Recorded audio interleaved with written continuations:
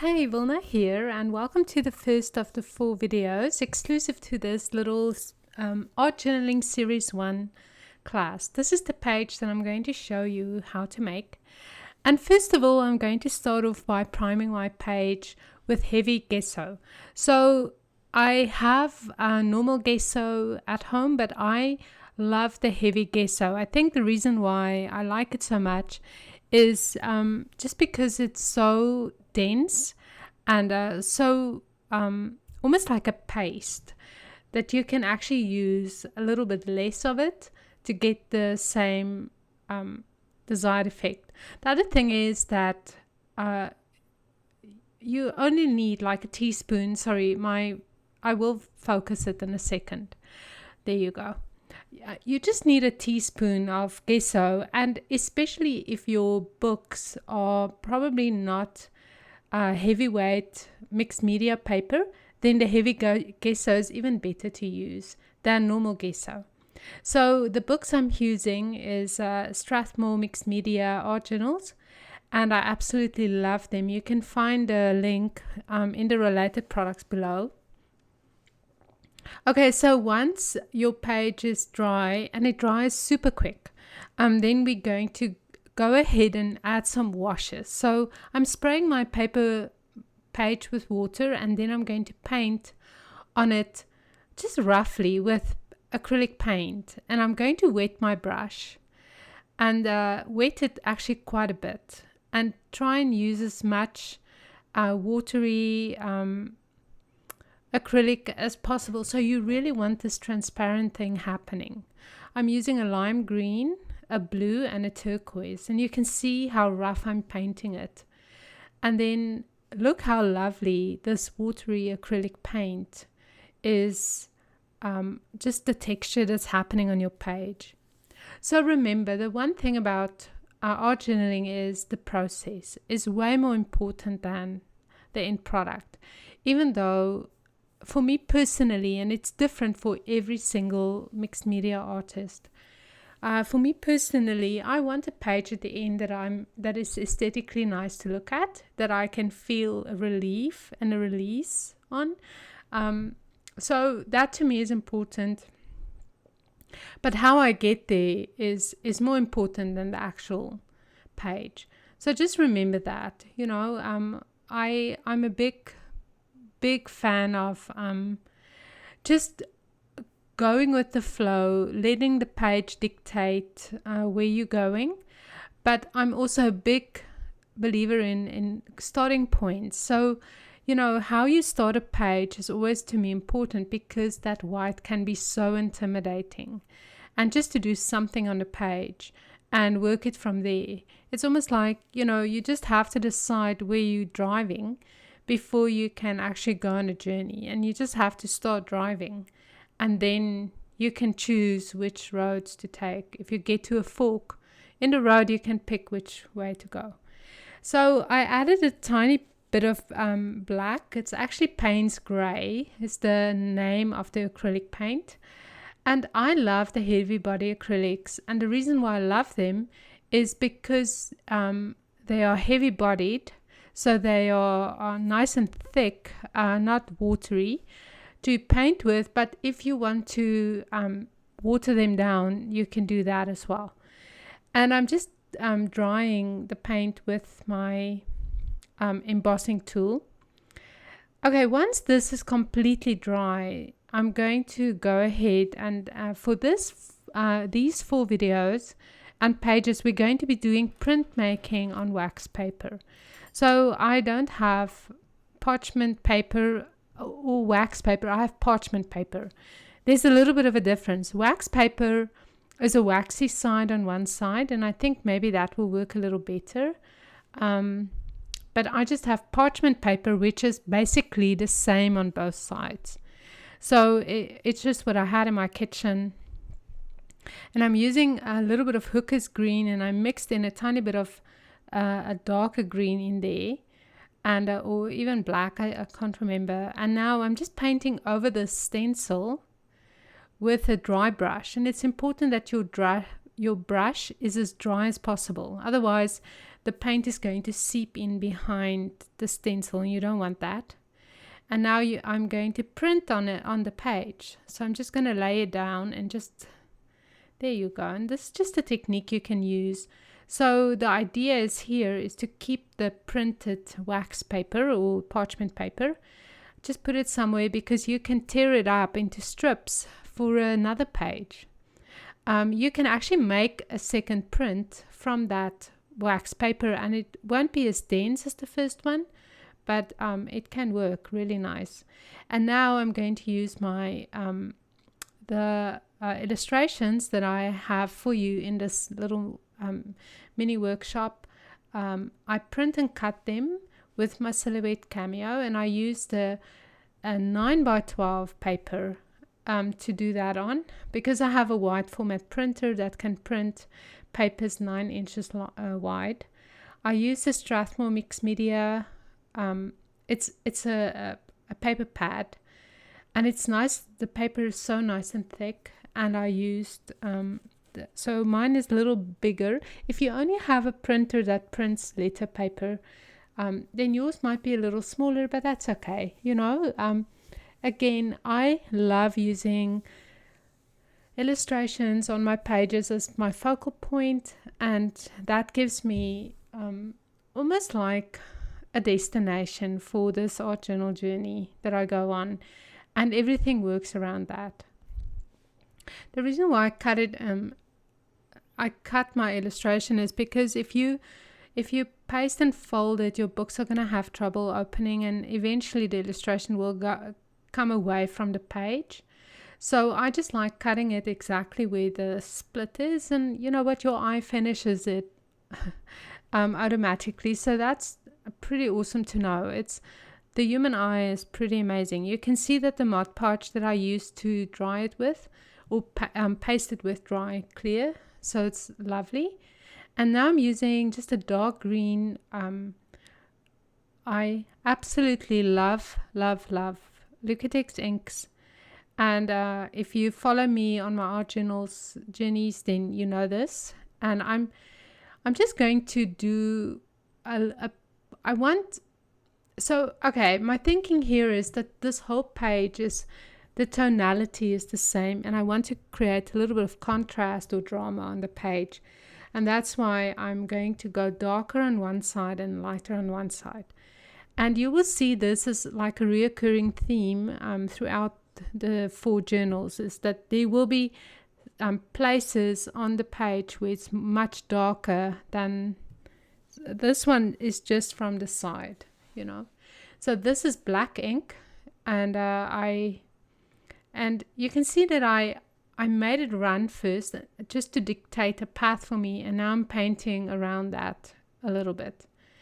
And I'm a little cautious when I'm painting the black ink because I don't want to just spread it over the whole page. I'm wetting my brush there a little bit, and I sort of I'm blending it into the green. You can use a cloth and clean your illustration up if you want to, because the Mod Podge is a sealant, so it really helps with protecting the illustration against paint and paint splatters. Okay, so you can already see the drama happening there, and I'm liking the way that this page is going, even though with every single art journal page I get to a point where I think it's going to be a total disaster. And I think if you feel that way about your own page, that you are more or less on the right road. I'm mixing in light blue paint with white, and you can see I have a little palette knife there. Just going to add a tiny bit of green, even though in hindsight I shouldn't have done that, because it was too green for me. The light blue and white would have been great. And now I'm going to add it just with the palette knife, and I'm going to use the thick paint there. This will only work if your paint is dry that's on the page already, so just be mindful of that and just spread it here and there. You don't have to do it all over the page, but just here and there. And I love this look of the palette knife. It's almost like you're printing on the page. And so I love the texture that it creates. And you can see okay, this is hard. And hard in a way, hard to know when to stop. So I just decided, okay, this is enough. Let it dry. And I think at this stage, I went to a yoga class because all four of the journals, because I don't work in one. Oh, and I'm adding red. And you'll see I'm going to use that palette knife in moving it around a little bit more. I work in 4 journals at once. So because while one is drying, and you can see I'm scraping into that red, just mark making. That's actually the only thing that art journals is all about, is mark making in the right places. So I'm just, it makes really nice marks, especially this small little tool. And now I'm going to leave it. I think I'm going to leave it now and dry. So I work in 4 books at once, because while this one is drying, I can carry on to the next book. Usually I have really loud music going on in my scrapbook room. And my table is next to a window. So that's why you can see the when the clouds go in front of the sun, then it gets a little cloudier in my room. It's a little bit annoying, but it still gives me pretty good light to work, with. Okay, so sometimes it's just necessary to take a break. Okay, so like I said, the green was a little too green for me, and I wanted something fresher, and that's why I went with the white paint. But everything on this page is very dry. It's I think the next day now, and I'm watering down the white acrylic paint, and I'm using a flat brush, and I'm just painting a little bit of white back on the page. And this is basically where I'm going to be writing. So to me it was kind of important just to create some space to write my journaling, because in the end the art journaling part of the art is important to me as well. So be mindful when you make your journals to leave some untextured space and white space for you to write on. And it doesn't necessarily have to be white. It can be just any light color. So you can see I'm painting in with the little bit of pink there. And now I'm just using white with a drop of yellow. And I'm going to use this to draw on. So now we're getting to my favorite part of the art journaling happening here, and I call it the embroidering part. And this is just where you really it's a little too yellow. That's why I'm making a new. And don't worry, my palette is actually dry, so because it's the next day, right? I probably could have used a new page, or a new paper plate. But when the paint is dry, acrylic paint dries like plastic almost. And the nice thing about it as well is that it doesn't, when you add water to it, it doesn't give off. So acrylic paint is amazing. Okay, so now you can see the stencil that I printed on my page. I'm using it as a guide, and I'm just painting these little leaves on there. And I'm going to use it as a guide, but I'm also going to go my own route a little bit with it. And this is the nice thing about just being a doodler. I'm an absolute doodler. I'm always doodling in my Bible, when I'm in church, when I'm watching a TV show. I'm always a piece of paper and just a doodle. And this is something that honestly, it comes through practice. You just have to do it and do it and do it, and then eventually it will come very naturally and easily for you. But don't be fooled. I still have moments where I'm like, what do I doodle now? So I don't. I'm often curious to know if it ever gets easier, because it feels like I'm doing the same thing over and over and over again. But when I look through my art journals, not one page looks the same, So that's very, very interesting. Even though it feels like I'm doing the same thing over and over again, they don't look the same at all.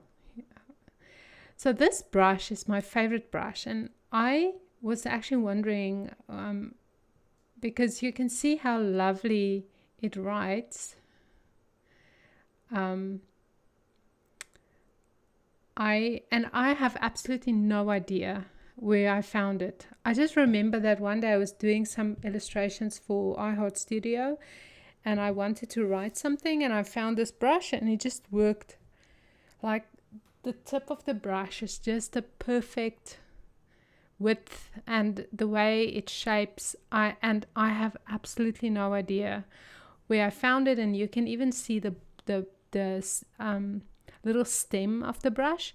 The paint is coming off, so I can't even read what's written on there, but I'm guarding it with my life. It has a very special place in a drawer where, So the words that I'm writing there, sweep me up in your arms again, and my soul will dance on the wings of forever. I think that's on the... I think this is what it says. I can't read. I don't have my glasses on. I'm sorry. But what happens is I'm probably... I was listening to a song, and the words came up, so I just decided to journal it. And that's what I did with all 4 pages. I absolutely love Christian music, so, for me it's very inspirational. And now I'm just doodling. Honestly, this is just embroidering, and one thing that I absolutely love is when I add paint, like I'm doing there, but then there's certain parts that shines through underneath it. I shouldn't have painted over that, but anyway. And here you can see I'm almost done with this page. I'm very happy with it. It feels artistic, but it feels sort of contained as well. And I'm just going to paint in, that's right, a few yellow leaves. And the pop of yellow, it just repeats that yellow flower in the middle, which I'm just going to touch up there a little. And you can paint with acrylic paints over the illustrations and just enhance them in a way. And now I'm just absolutely loving this page. And you can see the video does wash it out a little bit, the colors. And I actually took this picture with my iPhone. Oh no, I didn't. I did not. Sorry. It's not my iPhone. It's my Nikon. And you can see how vivid the colors are here. And this is more true to how it looks in real life. So yeah, the video does wash out the colors a little bit. But yeah, thank you for watching this first video. I really talked a lot. And I hope you enjoyed the rest of the series as much as I enjoyed making them. Okay, see you in the next one. Bye.